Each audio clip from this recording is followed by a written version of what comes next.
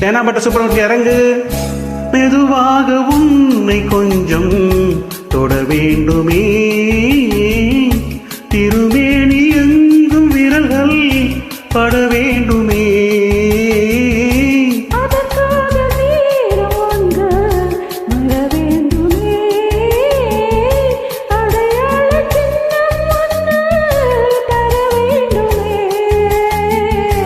இரு தோளிலும் மணமாலைகள்